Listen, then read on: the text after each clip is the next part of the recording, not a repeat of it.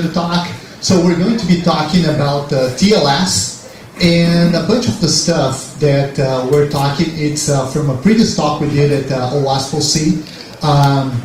The Orange County chapter has regular meetings, and for some of the meetings I proposed a talk, Jim proposed a talk. We look at the talks, they were pretty similar when we decided to actually combine forces, do a talk. Synergy, exactly. And the talk came out really nice, and several slides after, and a lot of animations. We decided to actually do the same talk here. So whenever I think about TLS, encryption in general, it feels like, a Bond movie. And what I mean by a Bond, a James Bond movie, is the fact that when you tell people that you're using encryption, it seems that all bets are off, right? The only way that you can actually defeat encryption is to have the private key. That is not quite right. As Bruce Schneier says, there's a lot of things that can go wrong in the implementation, the way the protocols are actually, coded. And that's a major problem that we have, right? The encryption itself is okay. I mean, a lot of times it gets old, we have to replace it, but that's not the major problem that we have. The problems that we have that people are actually bypassing encryption are a lot simpler than what would you expect. For example, browsers fail open, right? Whenever there is a failure in the certificate, wherever it expires, wherever there's a man in the middle, what happens is the browser comes to the user and asks, hey, there's something that I believe to be wrong here. Would you like to proceed? Well, if somebody actually did the same thing yesterday and it worked, probably there's a big chance that the person will just proceed. In fact, we find that 30 to 70% will just click through that warning message, right? There's too much trust in the certificate authorities. We trust the certificate authorities to vouch for us and say who we are, but we give a lot of power to them. Actually, they have so much power that can actually create entities that look just like us, but are not us. We're going to talk about that in more detail later. Revocation capability does not work. There's a lot of corner cases with revocation. They just simply won't work for regular certificates, and that's a big problem, right? So finally, some of the algorithms that we use, such as SHA-1, RC4, or RSA, they are kind of, either at the time to retire or, coming really close to a time that we have to actually move on. We're going to talk about those and what's coming up next. So where are we going? Jim is going to give you an introduction on SSL, TLS, HTTPS. Then we're going to talk about certificate payment. Next, we're going to talk about perfect forward secrecy. A lot of people tell me don't say it's perfect because it's not, but it helps a lot against some types of attacks, such as passive attacks.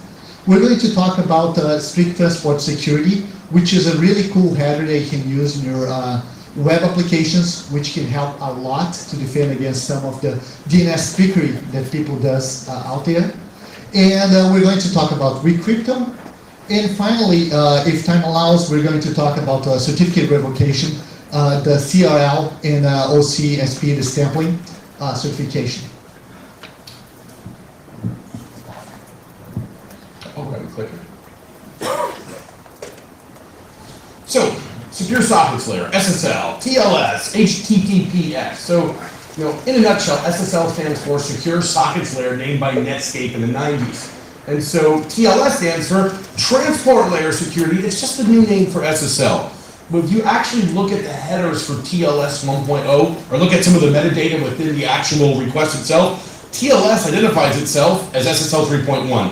TLS, SSL, same thing, just a name change to deal with some Netscape copyright issues. So the whole goal of this protocol is to handle three major things, especially the way we deploy it on a web server. When you deploy SSL on a web server, anybody can anonymously make a connection to that server to establish a secure connection. And in that situation, that variant of TLS, which we're going to talk about today, it prevents eavesdropping, confidentiality, no one can sniff your data. It prevents integrity problems, forgery, no one can modify your data.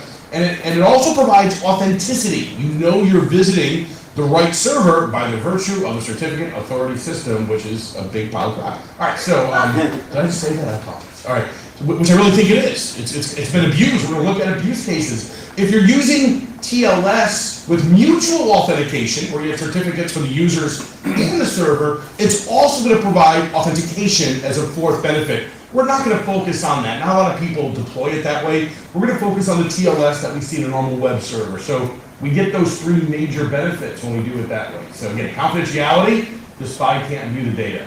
Integrity, the spy can't change the data. And authenticity, the server you're visiting is the right one by the power vested in the certificate authority system who signs your public certificate with the CA's private certificate, which is then verified by the public certificate of all CAs within all your browsers. So that's what you get in theory. And so inside the protocol itself, TLS uses a combination of asymmetric and symmetric cryptography underneath the hood. So essentially, SSL or TLS is going to start by establishing an asymmetric handshake in both directions. So server and client are going to exchange public keys and establish a two-way asymmetric handshake. This is a very strong, but unfortunately very slow handshake. So if we stop there, this protocol never would have worked. It's been too slow to handle modern web-type features. So what happens is after the asymmetric handshake is established over the TLS protocol, it drops down to symmetric encryption. So the TLS protocol sets an asymmetric handshake, they exchange key material, then drop down to symmetric encryption, which is one key encryption, one shared secret, that's incredibly fast but not as strong. This combination of lower level cryptographic primitives is a really good idea in theory. And so why does it do this again? Again, symmetric's much faster, asymmetric slower but stronger. We use asymmetric to exchange a symmetric key essentially. It's really well thought out. And the whole world of TLS on a web server is really governed by a certificate authority. Again, you set up your web server. You should be creating your own public-private key pair. You keep your private key in, that's right, Richard, private. You put it in HSM, preferably, in a hardware security module. You're locking it down to use it just to establish TLS. And then you take your public key of your SSL, of your web server for TLS, for SSL, and you bring it over to a certificate authority. You say, hey, authority, can you please sign my certificate? And they say, no problem, give me some money, show me your ID, and we're gonna guarantee you're the right person who owns that server, in theory, and they will take their private key of their authority and sign your public key to your web server, give it back to you, and now, when you make a request to that web server, the web server delivers that public signed key to your browser. In your browser is every public key of every authority who verifies it was properly signed. Now, this is good, to some degree, it kind of works, but it's bad in that if anyone compromises a private key to an authority or makes mistakes in the verification of the step, then what happens? As an attacker, I can make a forged certificate for your web server, sign it with the authority that I've gotten my hands on, private certificate in some way, and that forged certificate that's still signed by a real authority, your browser says no problem. We've seen multiple vendors who are CAs either abuse their power or actually just abuse their power. Yeah, they just abuse their power in great scale. So we'll look at this. Yes, varieties to move on. So as a developer, when should you use HTTPS? Now, as an educator, I take the strong position of saying, when should you use HTTPS? Always. Some people debate that, and I don't like to split hairs though. Usually people bring us in who are enterprise, large companies, who like security is a primary part of what they need to do to survive. I feel okay saying use it everywhere. There are edge cases where maybe you shouldn't use it, but I'm just not a fan of trying to split those hairs. Use HTTPS, where? Where? Yeah, everywhere. Yeah. And by the way, I want to get into the last bullet, which is your rank, your page rank is going up if you use HTTPS. And the reason is because if you're using it, Google thinks you have something important in your site.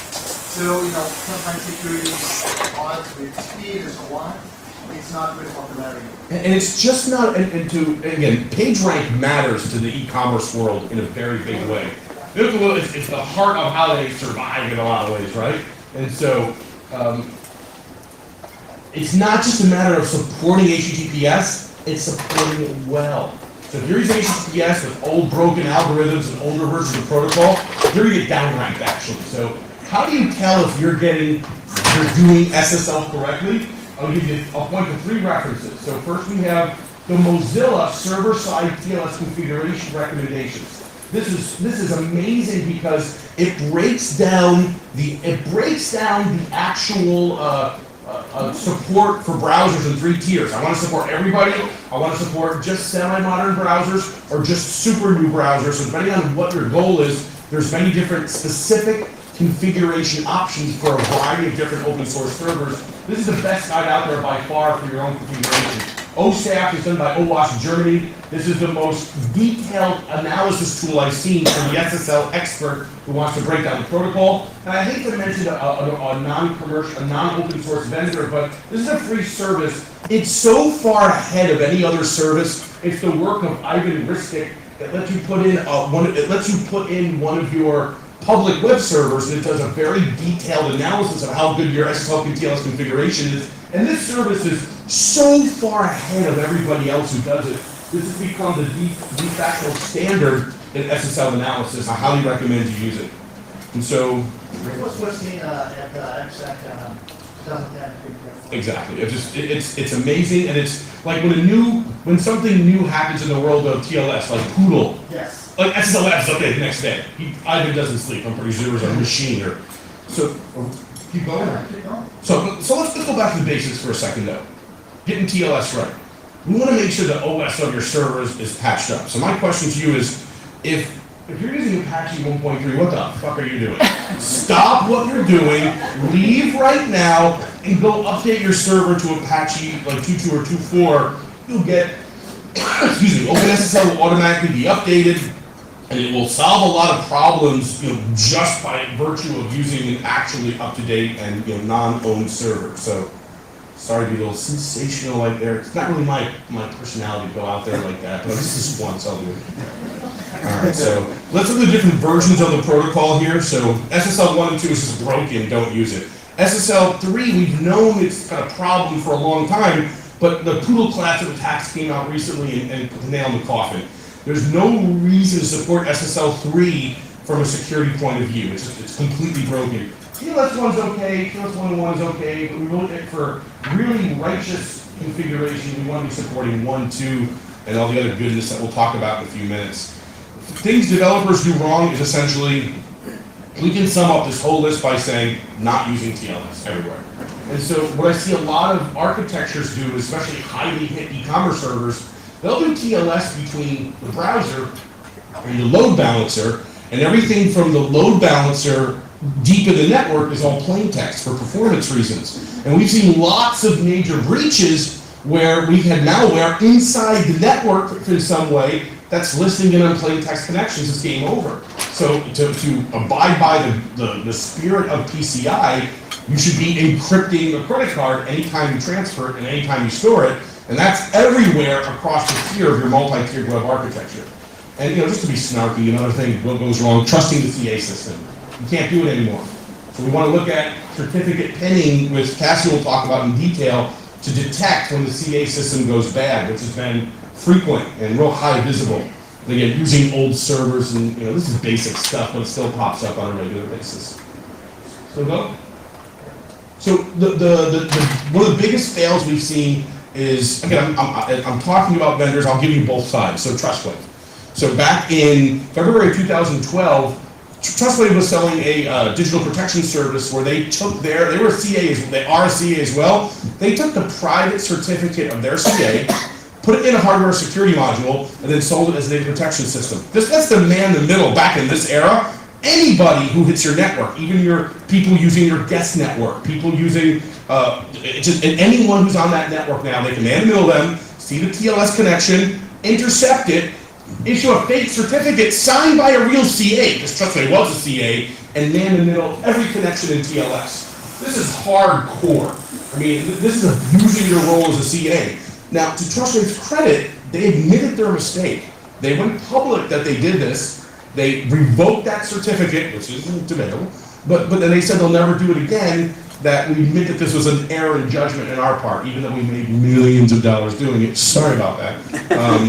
They came clean, and Mozilla had a really big debate whether to kick them out or not, and they didn't because they came clean. Right? And they said something that's really telling. They said, look, we made this mistake, we're never going to do it again, but every other CA out there is doing this as well. So if you're going to pick on us, you better roll think twice about the whole system. And they were right. So blast ahead December of 2012, we see the, is that ahead? February 2012 to December? Yeah, that's ahead. So later in the year, the Turkish government, Turk Trust, all of a sudden Chrome began alerting many people in Turkey that their connection wasn't private, that they were given fraudulent certificates that were still signed by a real CA. And Google got all these alerts as well. What was happening? The Turkish government was issuing fake certificates to Gmail services and signing it with their CA, because Turk Trust was a CA. So the browser normally would say, hey, this is signed by a real CA, we don't care, we'll take it. But Google quietly implemented certificate pinning and detected that it was fraudulent, embarrassed the whole Turkish government. They're a NATO ally, this news went away, and the Turkish government was never banned from the browser. It just kind of went away quickly, I think because they're a NATO ally, and well, we'll talk about politics at 6 o'clock after the harder the kick comes out, right, Richard? So blast ahead to December of 2013. The same thing happened in France. Like a year later, the French cybersecurity agency CA began issuing fake Google certificates that were signed by the French cybersecurity agency. Richard, why would the French issue fake Google certificates that were signed by a bad CA and man-in-the-middle people? What were they doing? They were spying on people in a stupid way. They were not paying attention to what was happening in the world of CAs. They didn't see Turk Trust get popped a year ago, and they should have, because the French were worried about, what were the French worried about? They were worried about, is my croissant fresh? Is my croissant fresh? Is my chocolate good? Is the dance going to be good tonight? What about that art and good food and all that? They're worried about that stuff, which is pretty freaking awesome, by the way. But they weren't doing their homework around what was happening in the world of CAs. They got so embarrassed that they got popped so badly. Everyone in the world, in the security world, and in the intelligence world knew this was not something you should be doing. They got popped by Google, and Google kicked them out of the browser and revoked them as a CA fully. Microsoft, Mozilla, and Opera followed suit that next Monday and fully banned the French government cybersecurity agency from the browser. And the French cybersecurity agency said, oh, we just had a configuration error. Bullshit, they were stupid. So be careful what you do. Now, February 2014, the go-to-fail era in all iOS and OS X software. And so what happened here was, look at the code real quick. We see that here's the actual code that verifies that the certificate's being signed properly for iOS and OS X. So that was not the right button, that's the right button. There we go. They had two go-to fails in a row, so this final check never happens just because of this one line of code. And now I can man the middle of any OS X or iOS device for about 2 years because of this tiny mistake. In the morning, I think it's just an honest mistake. In the evening, after the hard liquor comes out, I think it's a conspiracy theory in the back door. Who knows? Any static analysis tool would detect that. Any static analysis tool would find this. It's just a buffer. I'm sorry. It's just a basic. Even a compiled GCC will find this without even flags on it. So this is such a simple mistake. To people who think it's a back door, there's credibility to that. You mean Apple, you're not doing any static analysis across all of your OS code? I don't think that's true. I think this is a backdoor. I hope it's not, and it does. And this is kind of irrelevant. It's still, and that's just a fun. It's not irrelevant. The fact is that iOS and OS X was completely vulnerable to man in the middle across the entire TLS stack for years. You know, this is what we have to deal with. Heartbleed is a simple buffer overflow, best described in a cartoon. So, it's XKCD. Server, so this is the heartbeat API. Hey server, are you there? If so, reply potato, 6 letters, potato. Bang, here comes a potato. Next, hey server, you still there? Say bird in 4 letters. Bird. Okay, great. Hey server, you still there? Heartbeat API. If so, give me a hat with 500 letters. Well, there's your hat and the password and the secret key and all the proprietary information that's in RAM at that time. And this does not get logged. Anybody can anonymously scrape anyone else's web server with a very simple attack. And behind the scenes in the black hat community, this was like cyber war, hardcore. I don't like to use that term, but it was. Every government began attacking every government. Every hacker group began attacking every government. For a good 2 weeks when everybody knew about this and they're racing to fix their server, it was like World War III in cyberspace of everybody scraping everyone's server. It was awesome to behold in the different great communities. So, shift to you now, ready? Okay, so what we're going to talk about next is how do we solve this problem. All these problems we illustrate, there's a solution to all of them if you care enough to deal with it. There's certificate pinning to detect when you have a fraudulent certificate given to you by a web server. You got strict transport security to force your browser to always use HTTPS for certain domain. There's forward secrecy. This is called ephemeral cipher sweeps. This is the shindizzle. This will make sure that even when the private certificate of your web server is stolen, that it cannot be used to actually decrypt the data. So these movies that show, oh, the private key is stolen, now we can decrypt all the data. That's not true in the world of forward secrecy algorithms. These are ephemeral and temporary encryption keys. And again, the Microsoft configuration guidelines, this is off the chart, the best administrator reference to make sure you have your own server dialed in well from a configuration point of view. Well, also, an interesting guide, NIST is not really trusted in Europe right now because of all the random number shenanigans. But the NIST guidelines here, I think I just read it recently, really well thought out. It's kind of more academic and detailed. But here's a series of guides I would be reading to really understand TLS from a ultra secure point of view, which is really possible today. So let's get into it. Awesome. So HSTS, Strict Transport Security, what is that? That is a header that you put in your application, and it was released not too long ago. It was November 2012, and it became pretty popular. I mean, I've seen a lot of people talking in this conference. Caleb gave a talk and was talking about this setting, and basically what it does is it mitigates the soft fail. In other words, that thing about your browser going to a website and trying to do first HTTP and then HTTPS, and then there's a man in the middle who actually puts another site. That's why it mitigates, right? So a lot of the DNS trickery that you would see, or mixed content, or a lot of bad behavior that shouldn't happen in the first place. This is something that protects the user, okay? So it's really for the user to know not to proceed ahead. It's about stopping that user that is going to get that message says, hey, there's something wrong here. And then the user decides to move forward, as 30 to 70% of the users do. This will hard fail, right? And say, hey, you cannot move forward because there's a problem here, right? And it's specific to HTTP right now. At the bottom, you see how to implement. It's just a header, as I said, which is called Strict Transport Security. And then you put the max age, or in other words, how long this setting is going to be affected. And then you have include subdomains. So a couple tips on how to implement this thing in order to make it work. First is that it won't work with self-certificate. So if you're testing and you want to test with a self-certificate, it won't work, right? It won't work with IPs, or it won't work with plain text. A lot of those things are because you don't want to create a denial of service condition, right? Somebody could actually inject a header, and then your site would stop working. So, there's a couple of things that won't make this work properly. It will work on all ports, right? And whenever you deploy the first time, you should deploy with a short duration, so you can, make some tests and make sure that everything works. To revoke this setting, what you do is simply you put the max age equals 0, and then it goes back to the normal behavior before that. A couple other considerations is to include all subdomains. In other words, I'm not talking about putting the all subdomains directive, but really to put in all your subdomains that you have. And the reason is because somebody might go to the main page of your website, but sometimes people might go to a subdomain instead, right? And you want to be protected in every single entry point. So you should use everywhere you can.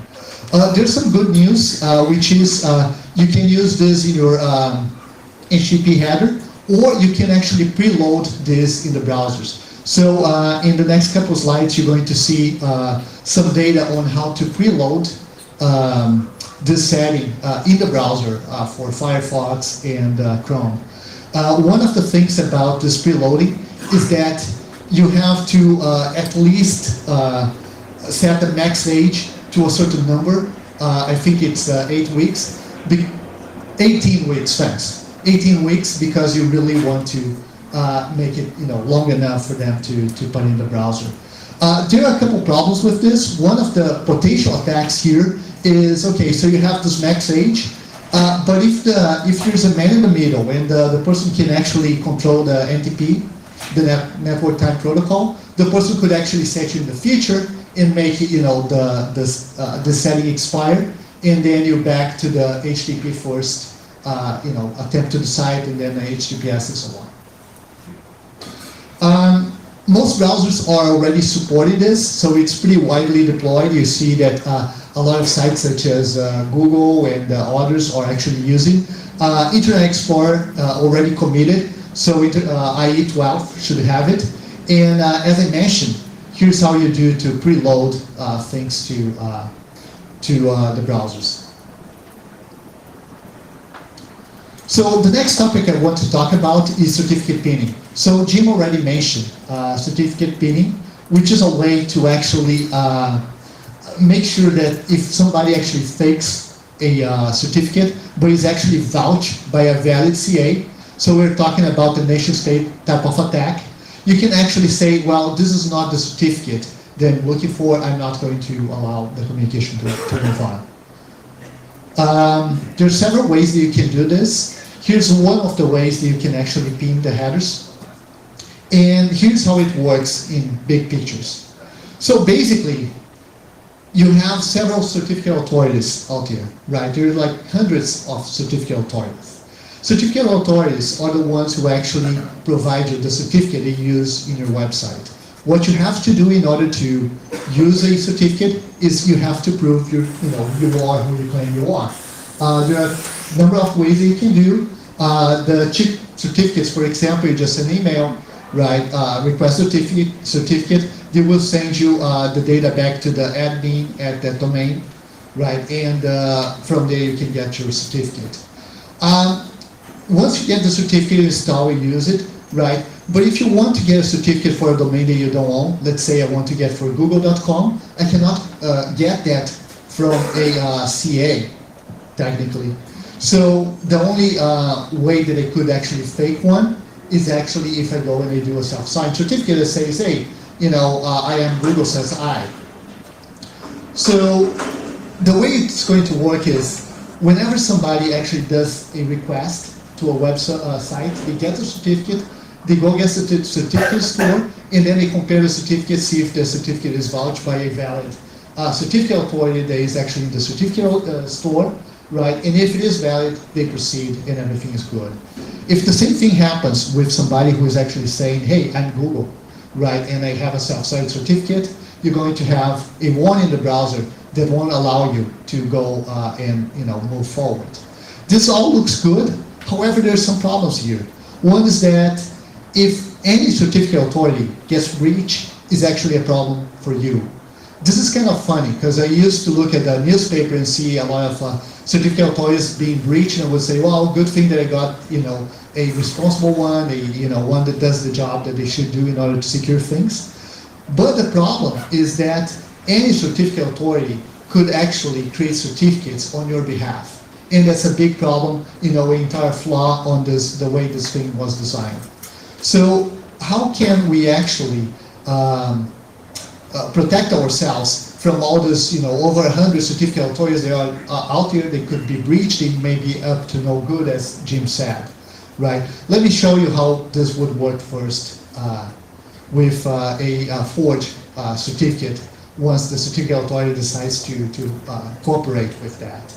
Basically, what you have here is a evil certificate authority that decide to send a certificate to somebody saying, yes, you are Google and I will vouch for that, right? And the app comes, compares that certificate that was provided with the certificates that are in the certificate store, and if somebody in the certificate store said, hey, this is valid, then you are all good, right? So here's where pinning comes in place. So with pinning, what you do is, if you're doing pinning on first use, you do the same thing that you were doing before, right? You compare certificates, you see if they are good, right? And then the next thing you do is you pin the certificate, right? So what's going to happen right now is that all the certificate stores are not going to be in the picture anymore. What the browser is going to do is really compare the certificate that is being provided with the certificate that they have pinned. So, for example, if I go to the website that I want, and I compare the certificates, they're going to be identical or they're going to have the same properties. So pinning is good, you can proceed. However, if there's a forward certificate that was provided by a evil certificate authority, and you try to do the same thing, the properties of that certificate are not going to be matched, right? And that's how you actually prevent, breach from other security authorities. In summary, what you're doing here is not eliminating the problem, but what you're doing is you have this big attack surface, which are all the certificate authorities out there, and you're just minimizing to one that you trust, or maybe two. So implementing this is kind of tricky. So I want to give you some tips on how to do it. First thing is that this is a recipe. Pinning is a recipe for a self-inflicted denial of service. So what you want to do is really make sure that you plan ahead very well before you implement this. One of the things that I would recommend is actually to set 2 different certificates that your mobile application could use, and they should be from different certificate authorities, and they should expire in different times, right? So those are good things to actually do when you're implementing this. The other thing is, if you're talking about a mobile application, you don't want to do the pinning on first use. In other words, you don't want to have that first time that you traverse the internet to get a certificate from a supposedly good server to get back to you. What you want to do is actually use the pinning in the installation application that you ship to Google Play or to Apple, so you can actually do a out-of-band pinning, which is a lot more secure. This pinning is also a headache for pen testers. So once you have pinning, it's a lot harder to pen test things, right? You cannot go and put your board certificate and expect things to work, because that's exactly the type of things that pinning are trying to prevent. So there are a couple of tools that are out there, and they have been presented at Black Hat. So for example, the kill switch or the SSL bypass tool, which are going to help you to actually test things. You can also disable things altogether and provide to the pen testers a application that has pinning disabled, or actually create a test certificate if you want. Those options have pros and cons. It's really up to your organization to decide what's the best one to use, or the one that you trust the most. So pinning is something that is right now in draft form for web applications. There's a draft which is in version 21, should expire on April 8th, that Chris Evans from Google is actually leading. And it looks a lot like the HSTS directive that we've seen before. So it has the max age, and then you have the PIN, the type of hashing algorithm that you're going to use. Right now they only accept SHA-256. In version 19 they were still accepting SHA-1, but they decided to upgrade things, right? And there were a couple of things that I actually learned when I was reading the RFC. For example, in order to implement pinning, what you really want to do the first time is actually put in reporting mode, which this thing provides, right? So what you want to do for your mobile applications is actually put something like a testing mode, where you can see how many people would actually be blocked, right? And the reason and all the information, so you can report back to your servers and have a good feel of how you're doing this before you deploy to everybody, and you might shoot yourself on the foot with your mobile application. So the next topic is forward secrecy. Forward secrecy is about trying to avoid some of the passive attacks that are out there, and Jim is going to talk about that. to understand the importance of perfect forward secrecy, we have to go back a couple of years. We need to look at different algorithms that were used underneath the hood of TLS that really depended on the private key of your server to do the encryption. And so the best way to do TLS is you have option of the authority build certificates for you, but I wouldn't do that. I'd build my own certificates and just bring your public certificate to the authority and they'll sign it and give it back to you.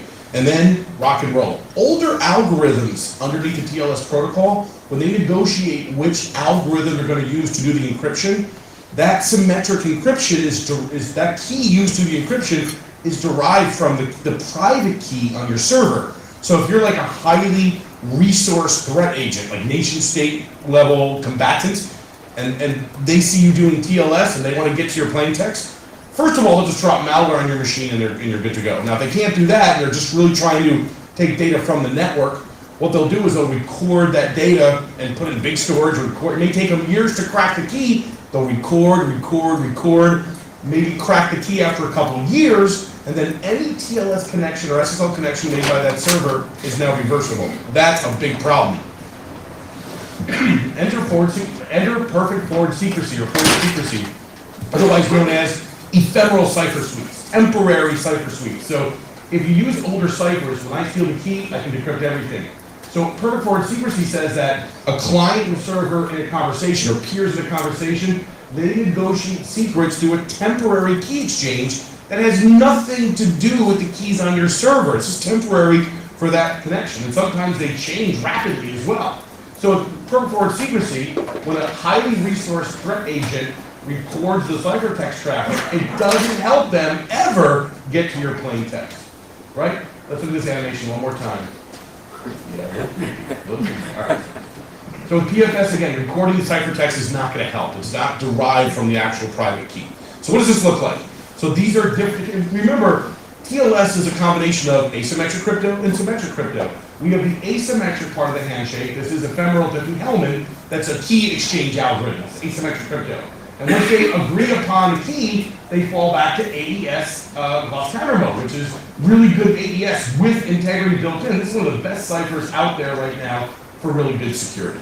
And most browsers support this really well now. We've had this for years, but once the Snowden affair showed up, Google was really hit by this. They found out that one agency was recording data between data centers and knowing it.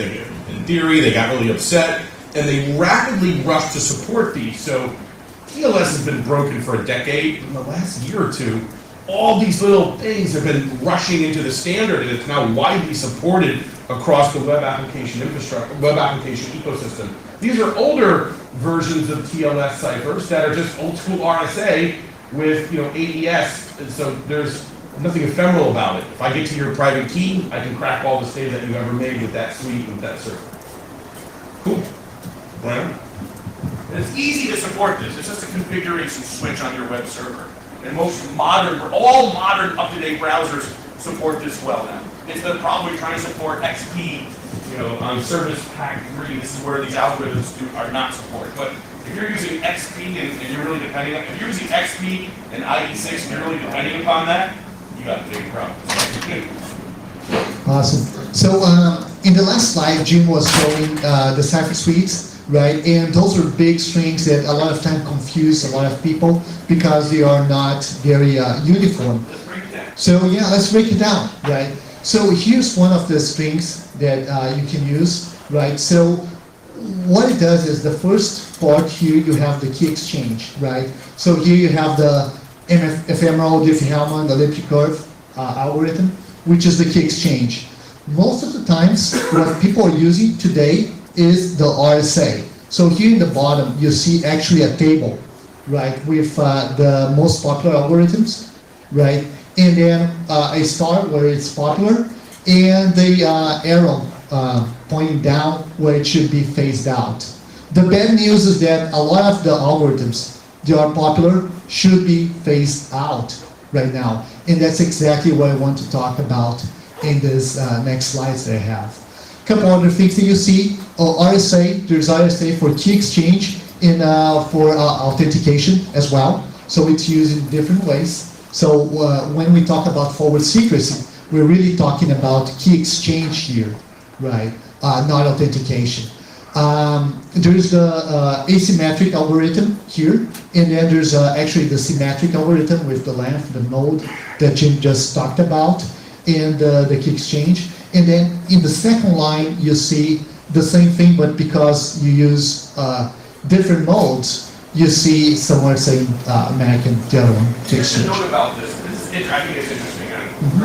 So we have like 8 old school algorithms are using AES 128. And that's 128 in some ways is stronger than 56. That's a whole different debate. So this is a good choice. They're using CBC mode. That provides encryption, confidentiality, but it doesn't provide integrity. If someone manipulates the ciphertext, we have no way of knowing that. So they're using a hash to do as part of a MAC algorithm to also provide integrity. And this is kludgy. It works, but it's kludgy. So in the modern era, we're now shifting to AES GCM mode.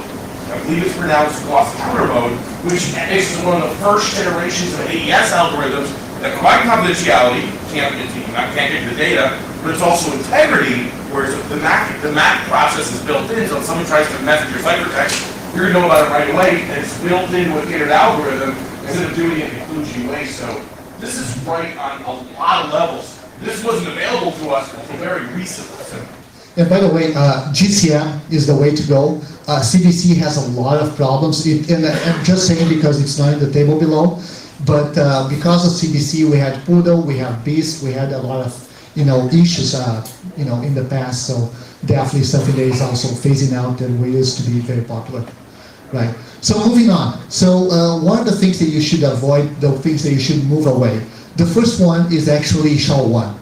Right, SHA-1 is actually something that Google is actively trying to make your give warnings to your users if you're using your certificates right now, and 90% of the sites out there are using. The good news is that you just need to get a new certificate from your certificate authority, and most of the times, unless you have something really weird going on with your TLS implementation, you should be okay. This table that I got from Bruce Schneier blog is very compelling. It's really tells you why you should move away from SHA-1. There's a lot of collisions for SHA-1, and given the fact that you can just go to AWS and buy computing power in order to break encryption and in general, what he did is actually calculated how much it would cost, and given the fact that the price of computing power is going down, over time, how much it would cost in order to break things. And you can see that, by 2018, it's going to cost $173,000, and that's within reach for organized crimes. So what Google is doing actually is trying to phase out putting, alerts to the users, so the users will know that, the certificate is using SHA-1, up to the point that in January 2017, they would just put the big X and say, hey, this is not a trusted site anymore. So call to action for everybody is to start moving to SHA-2. Otherwise, your users are going to start looking and saying, hey, there's something wrong here. RSA is an algorithm that is just fine, but really it's one that makes you you wonder how long it's going to be around. It has been around forever, right? It doesn't support forward secrecy. So all the passive type of attacks that we're talking about, where people just save all the information from the network for one day when the certificate is actually breached and the private key is out there, somebody can actually decrypt, right? That's the kind of things that forward secrecy will actually prevent for you. So good reason to move away from RSA. The other one is that it was never listed in the list for that the government used, NSA and the NIST approved list, right? So at least for me, it always makes me wonder if they know something that we don't know about RSA, right? So maybe it's a good thing to actually move to newer type of algorithms.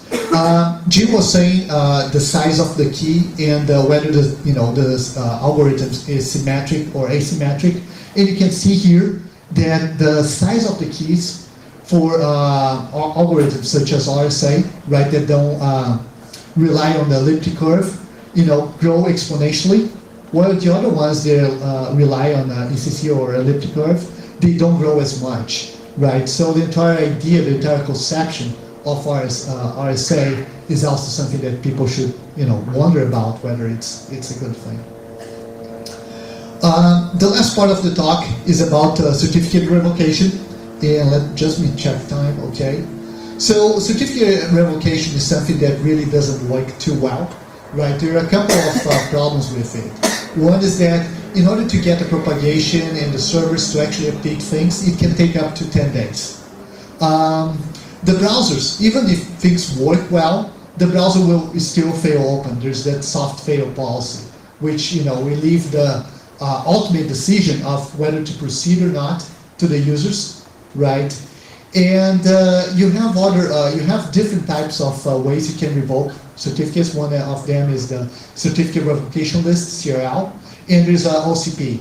If you go to OCSP, you actually can intercept the calls, which we're going to see pretty shortly, right? So this is so, it's such a bad state that a lot of the browsers decide to just ignore certificate revocation for the standard certificates and only work with EV, the extended validation certificates. The extended validation certificates are the ones that turn your address bar green, cost a lot of more money, and the certificate authorities do a lot more work in order to really see who you are. So, certificate revocation list. This is an idea that does not scale, and that's one of the main problems, so I'm not going to spend a lot of time talking about it. Just consider this graphic here, right? This is a certificate revocation list in 2007, right? And then there's a certificate revocation list in 2013. And we're not even talking about Heartbleed, where a lot of people actually... That was before Heartbleed. So yeah, it's really, if you have to download a revocation list that can get up to that size, because you can do like incremental downloads and so on, it can significantly slow down everybody on the internet. So OCSP is the alternative here. OCSP works in a different way. Instead of giving you all this list of certificates, it actually will just make one single call about the certificate you just got.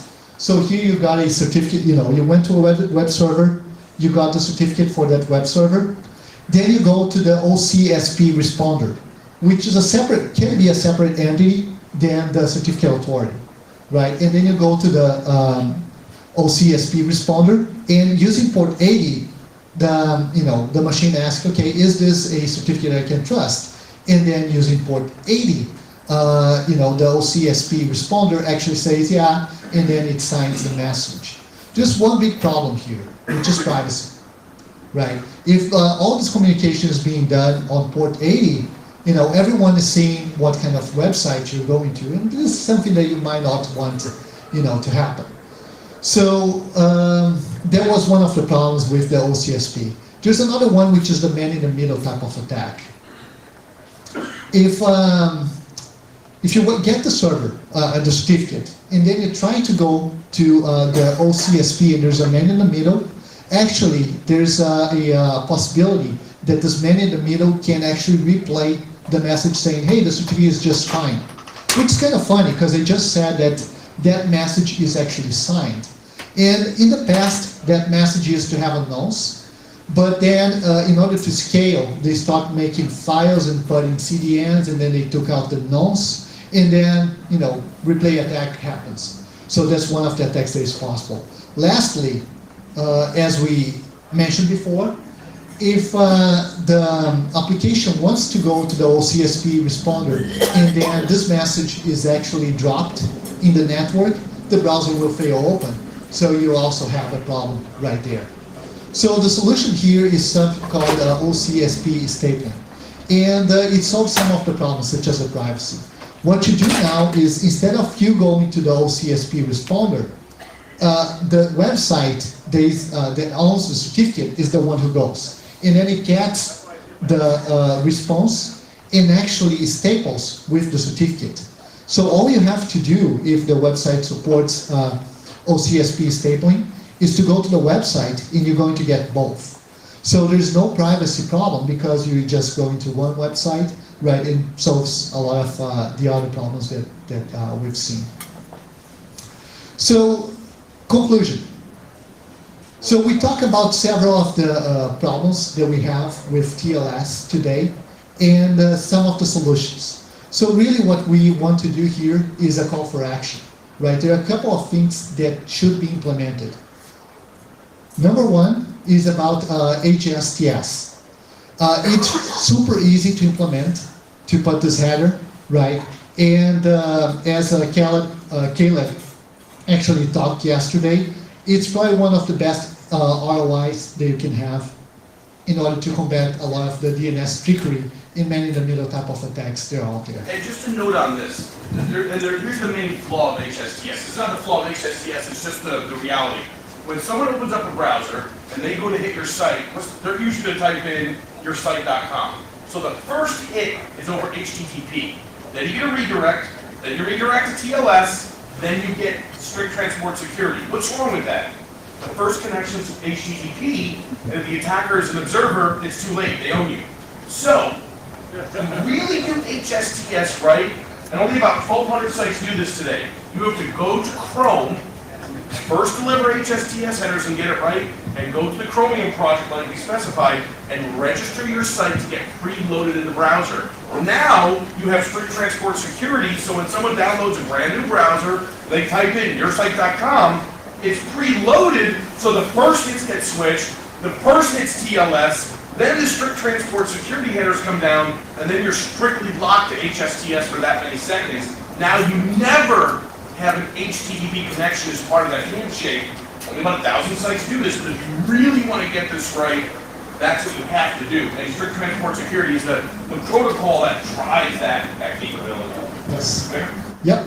And the second thing we also recommend is actually to start using pinning or considering using pinning for your mobile applications, right? Pinning reduces that attack surface. You don't want to be exposed just because one of the, over 100 certificate authorities out there was breached or is up to no good, that could affect your website.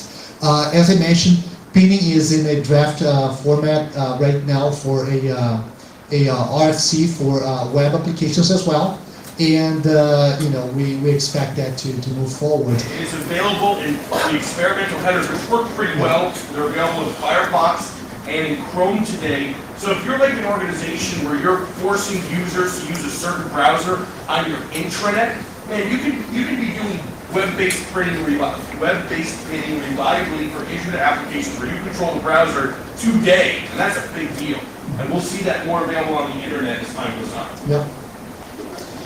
And OCSP sampling, as we mentioned, something that we also believe has better privacy, more efficient and safer. And the last thing is actually forward secrecy, which mitigates a lot of the passive attacks of people just saving things up to a point that they can actually decrypt things in the future, right? Lastly, we have to plan to move away from RC4, RSA, SHA-1. Those algorithms are pretty much done. I mean, definitely for RSA, for RC4 and SHA-1. RSA, I believe, is next in the list. If you want to be a little bit ahead of the curve, start thinking about using forward secrecy. So we'll go back one step. Hit the button. Yeah. Okay, good. Dean? No animation? We'll end next time. We were discussing like he would give the talk and I would do like modern interpretive dance about the talk. We tried against it. So. Anyways. Anyway, well, thanks for everybody. Thank you.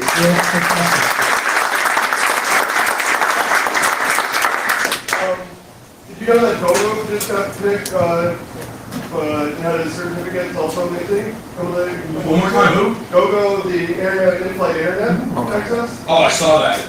So it's not just countries doing this. So GoGo was man-in-the-middling all TLS connections On their flight. aircraft flights because they want to improve user experience. That's the biggest pile of garbage I've ever heard. They should be ashamed of themselves for doing that. They should be fined heavily for doing that. So I'm really curious of how that will evolve. In-flight wireless go-go is man-milling everybody to improve user experience. Yes, exactly. And how are they going to do that? How are they going to do that? They got their hands on a private certificate and started using it for. It wasn't for signed. protect their It was users. self-signed. What's that? It was Self-signed? self-signed. Yeah. So you can no longer use TLS without getting warning in the browser on the service. What the hell are they thinking? Like, why would any organization do this so blatantly with no shame? I have no idea. You have limited bandwidth, you put You're the not proxy choices, server on the right? plane, that's why. I'm sorry? You have limited bandwidth and you put the proxy server on a plane.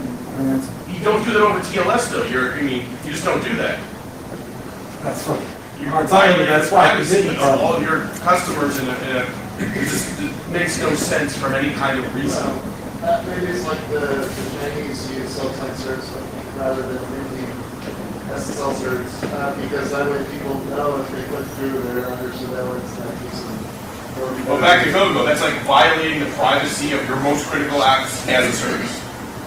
Violating your privacy, VYPAAS, new SaaS provider.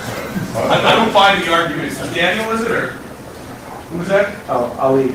I just don't buy the I'm argument. not justifying it, I'm just telling you that's what happens in the real world. Fair enough. Question? How is the equipment along places where express inspection is being employed by employers? Well, shuts it down. Well, actually, it depends. It depends. If the employer is depending upon an external CA, then Penny will shut this down. If the employer has an internal CA, and it's for internal services, they're going to be able to manage it no problem. But if you're getting between your browser and an external service, and what they commonly do is they drop a private CA into your machine so they can handle everything. That stops working when applications continue. And so this is a huge debate across telecoms and organizations. This is a way to do HTTPS so it actually works, so it can be lawfully intercepted. So I'm very curious of how this will play out. But again, if you want to stop nation states from handling your critical business apps when your users are traveling overseas, this is what you have to do to shut it down. And the implications haven't played out yet. We'll see. Well, because from their perspective, in the United States is one thing, but employers are regulated and don't want to allow you to access pornography during your work. There's other ways to do that, though, besides man-building all HTTPS connections. The current implementations of Chrome and Firefox will allow install research to locally install functionality. If there are prep settings, you can turn that off, but right now it's kind of a word of mouth advice. Because that's tofu pin. If you're using hard-coded a priori pin where you actually have a copy certificate put in the mobile app, that stops working. Oh, yes. But if you're doing tofu pin, trust on first use. Okay, so There are apps that don't work. For example, it's called Dropbox. In the machine, not the middleware, and it won't work. So as an organization, you're deploying your web server. Some people choose not to use word secrecy and these things. They want to do data inspection. So I prefer to use services that have really, really good configurations on guarantees of confidentiality, integrity, and connections. It depends what you're trying to accomplish. So yeah, we're out of time. So if there are any other questions, we're going to be outside. Thanks.